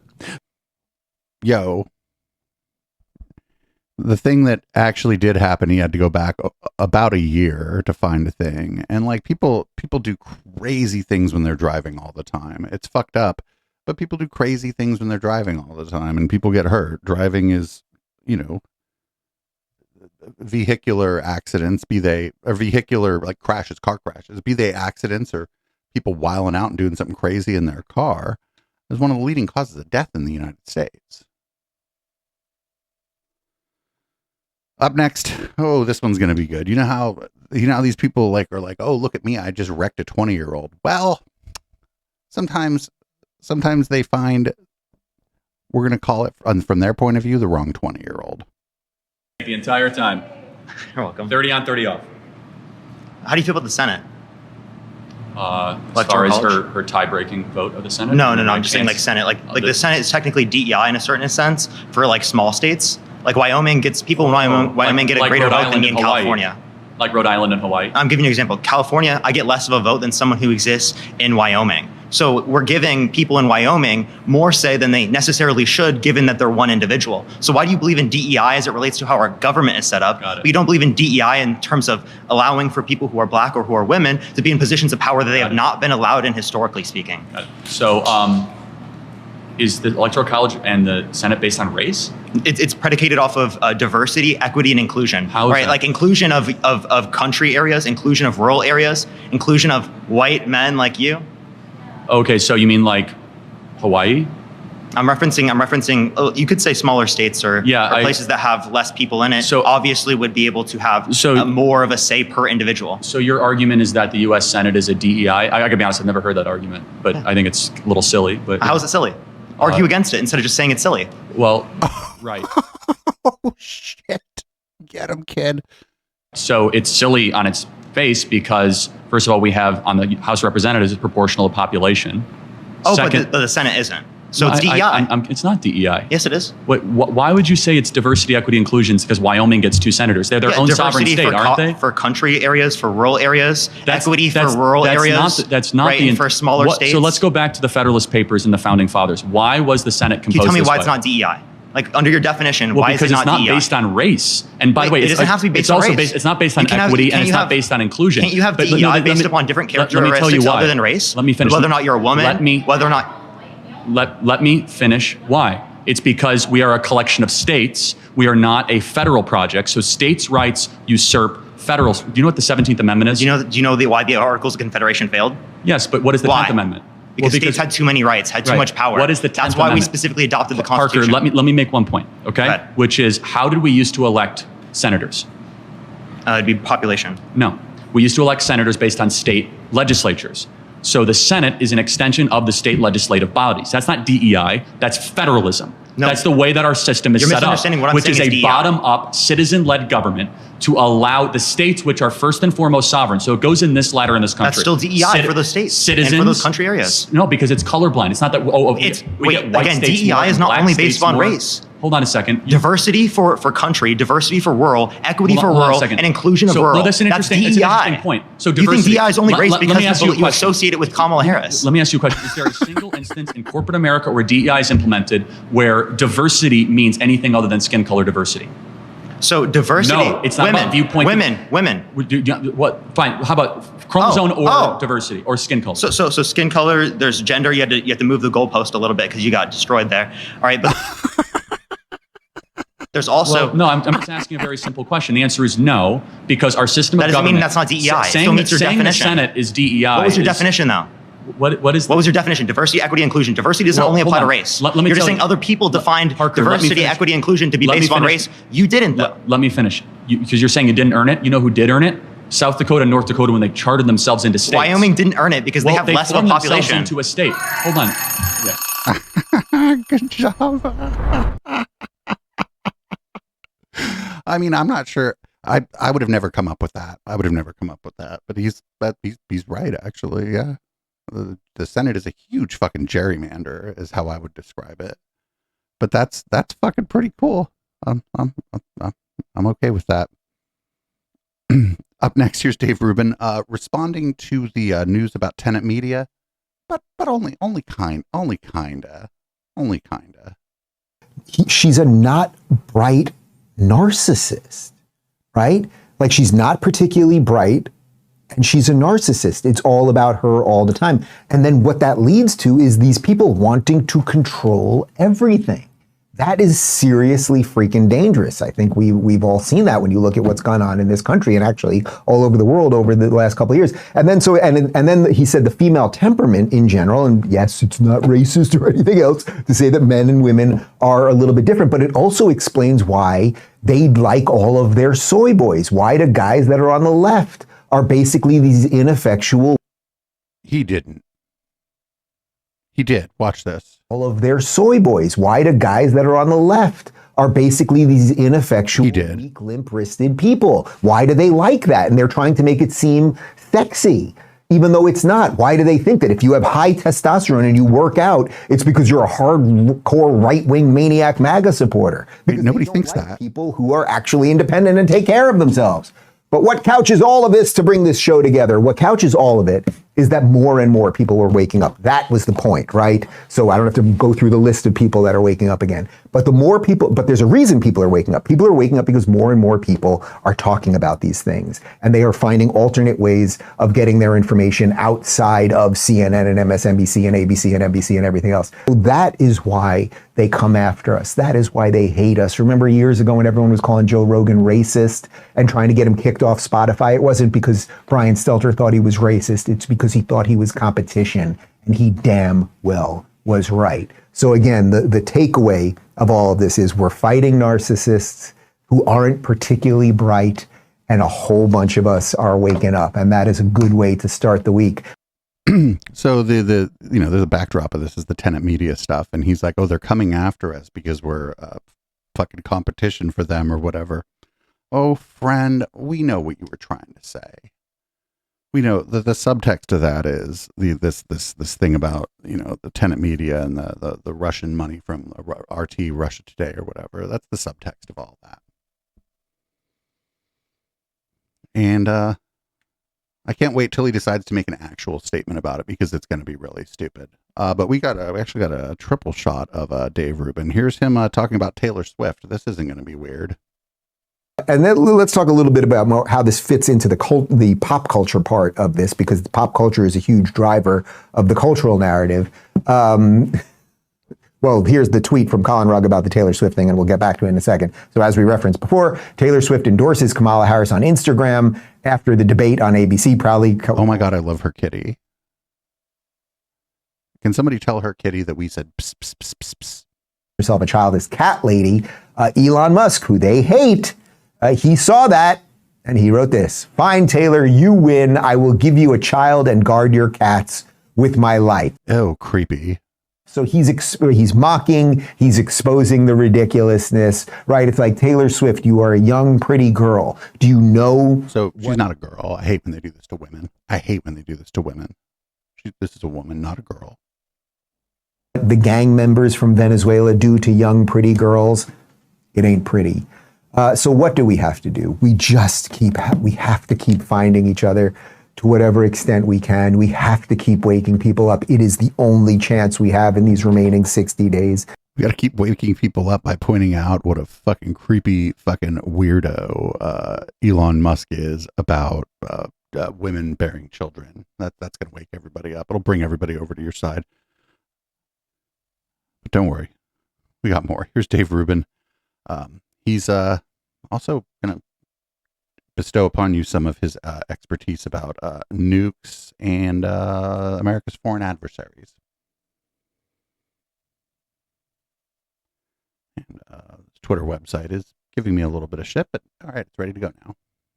Let's talk about debt or like sort of national debt for a couple minutes, because it seems to me that clearly the debt is never going to be paid. We're never even going to put the slightest dent in it. No. Politically, it doesn't make sense for all of the crazy incentive structures you're talking about. Is that the ultimate argument for a strong military, actually? That really, in some ways, like if China just called us up one day and was like, well, we'd like the cash back, like it's a good thing we have some nukes in some sense. Like, so this is connected to something much bigger than just money, is what I'm trying to get at. Yeah, it's who's this guy? It's a mafia thing. Like, it's at the end of the day, you only have to pay if your weapons aren't as big as the necessary. Yes, yeah, might makes right, certainly. And wow, Dave looks like Dave found his intellectual match there. My fucking God. I don't know. Do you think we're about to see the end of Dave Rubin being popular? I do, because it seems like he's never saying anything new, and I can't imagine that his audience is growing. He may be getting new followers and stuff, but I'm not sure that's the same as his audience growing. And I say that as somebody whose audience has largely plateaued. We're maybe a little bit of slow growth here and there, but we've largely plateaued. I'm not really saying anything new either, but I'm not telling you that I'm waking people up and fixing the world and shit. I'm just a Twitch streamer, who drinks too much and unfortunately occasionally still buys a pack of cigarettes. So there's a very, very different proposition, very different claim that we're making here. We got one more clip for the regular pod before we go into red light. We got another 2-hour show this week. That's amazing. for a while there, we were barely doing an hour on the main show, but the main show is supposed to be 2 hours. And thanks everybody in the Discord, especially Ali Drew. I think Ali Drew and Youth Decay, and I don't know who else. Anybody else who puts stories, links, clips in the Plex docket for me really helps, because I stream 6 nights a week and don't have time to find all this shit. Up next, we got this guy who's like Timu Matt Walsh, and he's going to talk about Christian nationalism, but specifically Protestant nationalism. No Catholics allowed. And as always, we should end the show with a big shout out to Right Wing Watch. Couldn't do this show without organizations like Right Wing Watch. At this point, and I'm open to being persuaded, but at this point, I'm convinced that at the civil level, that it needs to be a pan-Protestant project. So it must be distinctly Christian. I would advocate for, a prelude or a preamble, adopted to the Constitution that is the Apostles' Creed, that distinctly names the Lord Jesus Christ and the triune God as the sole object of our worship, that we are a Christian nation. And then, from that, I think there can be no debate in terms of legislation that the state is obligated under God, that the state won't be blessed and a nation won't be blessed any other way, that the state is mandated by God to reward the righteous, punish the evildoer, and that necessarily includes both tables of the law. That you cannot just have a state that legislates horizontal laws in terms of the second table of the law, love for neighbor, commandments 5 through 10. But that's to basically to try to hang the laws, the second table of the law, in regards to love for neighbor in midair. And so it has to necessarily include the first table of the law. So I would say, Apostles' Creed, and 10 Commandments, and I would add to that, the Apostles' Creed, I would add the solas, and saying, and this is the gospel. So that we need the solas added to that. And that's what gets you not just a pan-Christian, but a pan-Protestant project that's distinctly Protestant, that says to the Catholic, hey, you're welcome to be a part of this, but this is Protestant, and we're not going to abandon the gospel of Jesus Christ. And so this is what we're doing.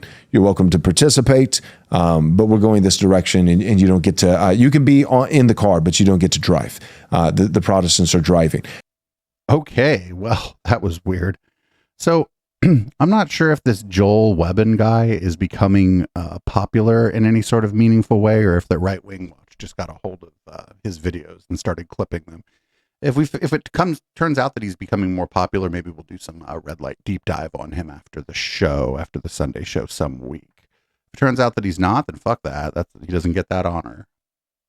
No deep dive for him. So that's the podcast. Podcast listeners, thanks for checking out the show. If you made it this long through the show, make sure you're following us on your podcatcher of choice. And I don't know, if you want the post game, you can go to patreon.com/echoplex or eplex.store, sign up for $5 a month there, and you will in fact get the entire show, audio and video, emailed to you the day after the show airs, one day before the podcast comes out. And if you sign up at eplex.store, you also get automatic discounts on the merch there if you're interested in any of our merch. If you'd rather not do monthly subscriptions or anything like that, just go to echoplexmedia.com, click support, find other ways to support this project, or just tell a friend about it. Maybe you have a friend who wants to give me money. That's the show. I'm going to change the contents of my beverage, change the color of the light in the studio, and we're going to move on into red light. Live viewers, stay put. It won't be hard because we're going to be listening to Boomers by Periscope. It's a great song. And shout out to all the Bay Area musicians who have offered us their music free of charge for almost a decade now to use in our productions. We appreciate it very much, and we do hope that some of our listenership has checked out and possibly even bought the music. I'll be back in a few.